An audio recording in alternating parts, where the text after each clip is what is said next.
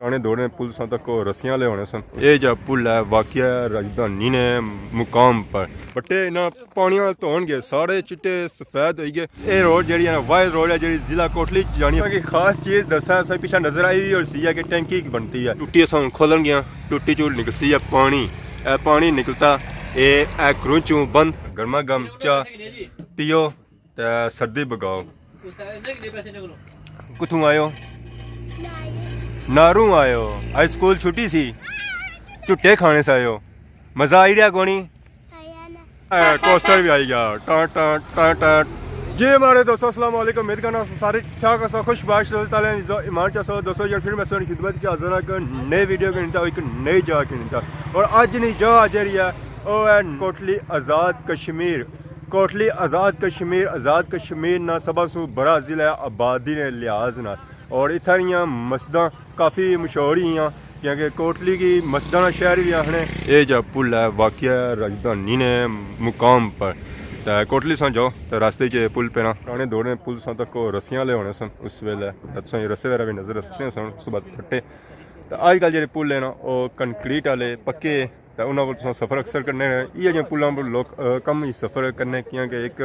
इन्होंने रिस्क काफ़ी होना खतरे वाले होने कि जिसे पर चढ़ो ना तो ये पुल जो पूरे हलने खक खक खक आवाज़ अच्छी है तो नीचे चेक करो कि पानी भी नज़र आई रहा उसी है इतों दरिया गुजरी रहा उस इधर तुसें साफ नज़र आई रहा उसी है बड़े दूरों ये पानी अचना कोटली सू पानी अचना आवाम अपने घरों जाई रही है चाचा भी भाई और जाई रहे तो पुल ना बहुत ही खूबसूरत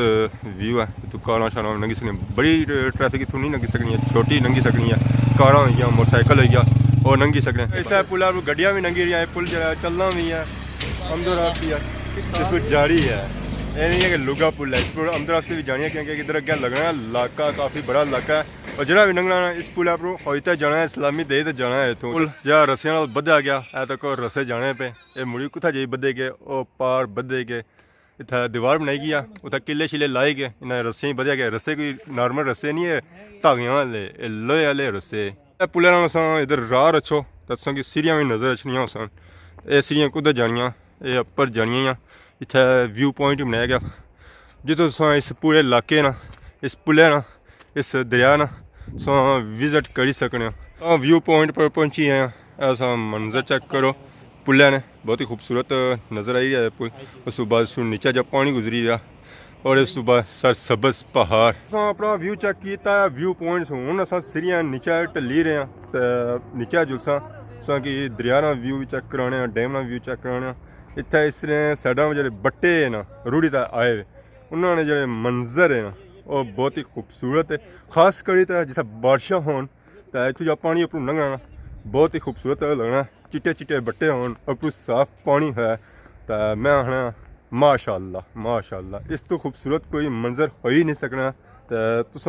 चेक कर सो बिल्कुल चेक किया उसी ने क्योंकि हूँ पानी उस तरह तो नहीं है जो तुसा की चेक करा पर कि बट्टे जड़े ना उस की चेक कराई सकना उस बाद दूरों जब पानी लंघी रहा ना उस की चेक करा सा ना सी जना कम जारी है कंक्रीट ताज़ी पई हुई है अस इन्होंने अपरू ना जाने साइडा पर भी जस है तो बाकी वो अगर तुस चेक करो तो जी पुरानियां सीढ़ियां बनतियां बाकी है व्यू सी वो जब जाना मैं चेक करासा बट्टे ना पानी धोन गए सारे चिट्टे सफेद हो गए कोई काला बट्टा इतना नहीं है सारे चिट्टे सफेद चिट्टा हो गया जिसलै मक्खन खाई था ये पानी नहाई तो सारे चिट्टे हो गए जितों सुन सको तो सफेद पत्थर नज़र आई रहे तक्की सकने ट्रैक वगैरह जाई रहे बाकी और भी काफ़ी रश होना है क्योंकि ये रोड जी वाइड रोड है जी जिला कोटली जानी है बाकी भी रोडां जानियां लिंक रोडां पर यह जी रोड है ना एहतियार रोड है कारपेट रोड है इतों लोग आसानी उत्थे जाई सकते वो बहुत ही खूबसूरत जगह है नार ने मुकाम पर कि पीछे उधर नज़र अचना उस टूरिस्ट प्लेस तो इतों जरूरत नहीं जी चीज़ां उतों खरीदी सकने हो अगर तुम इतने अच्छे हो इतने रेस्ट भी करी सकने हो ये शॉप है इतने बाकी इतने झूले वगैरह भी लगे हुए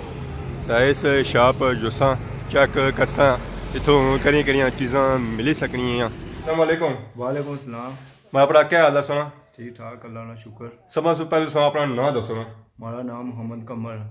तो कुत्थे रहने हो? अस इतने कोल नज़दीक रहने। क्या ग्राइंडर नाया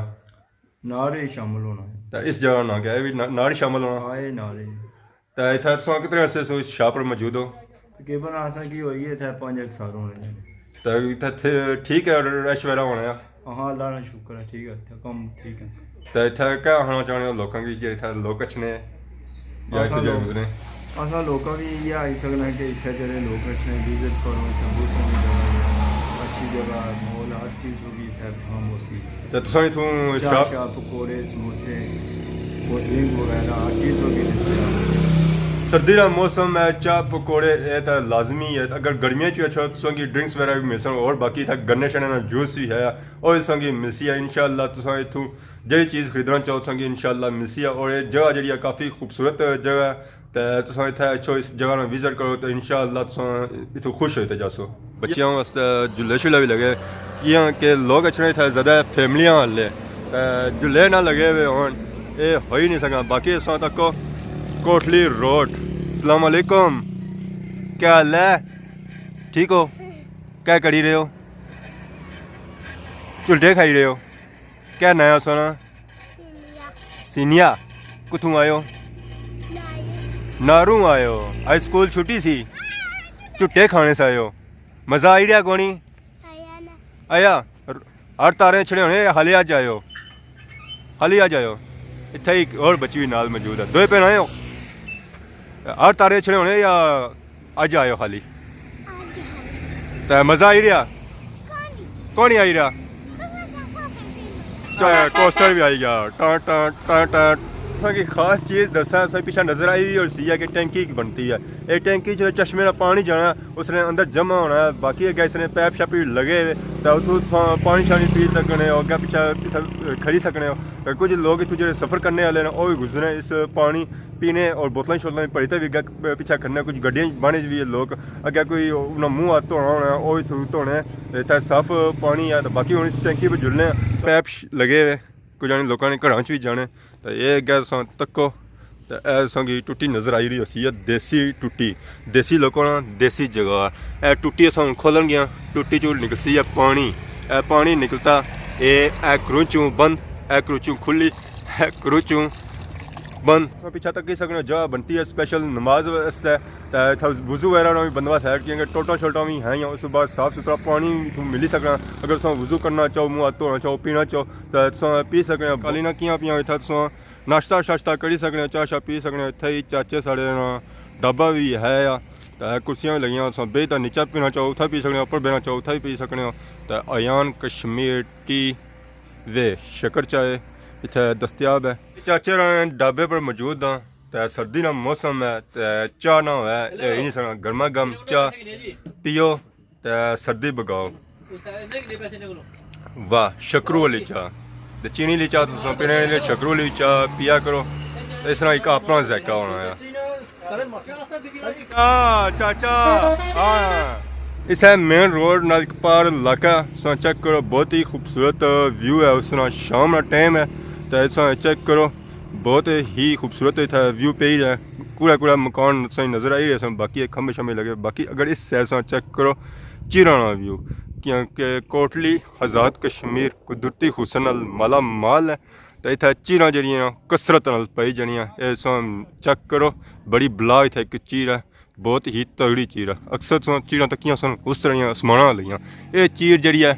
ये गोल गोल है हमारे दोस्तों आज वीडियो तकी है दो मुकाम तक एक नारना मुकाम तक दूसरा राजधानी ना मुकाम तक है नारना मुकाम जो तकिया सी है और टूरिस्ट प्लेस ही है तो राजधानी ना मुकाम जो तक वो इतना खूबसूरत पुल सी है इस वे ये पुल खत्म होने जाने ये जो पुल हैं इस वे अक्सरियत जो वाक़ है ना मौजूद है ना वो इतना कोटली मुकाम च मौजूद है क्योंकि इतना ज़्यादा बहने